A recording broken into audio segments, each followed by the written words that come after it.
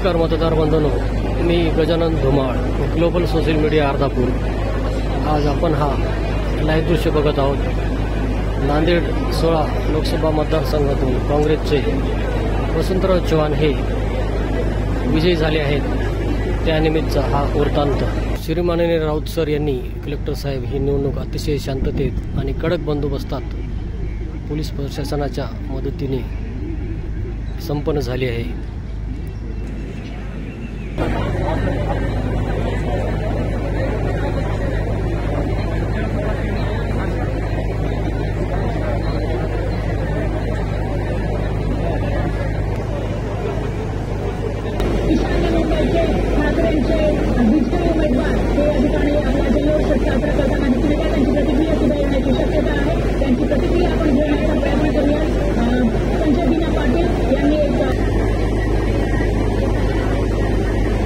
यामध्ये अशा पद्धतीने ही निवडणूक संपन्न होत असताना आपण पाहत आहोत। वसंतराव चव्हाण हे निवडून आले असून चिखलीकर हे त्यांचे प्रतिस्पर्धी पडले आहेत। त्याचबरोबर बाकी वंचित बहुजन आघाडी, काही छोटे पक्ष, अपक्ष असे एकूण 23 उमेदवार इथे उभे होते।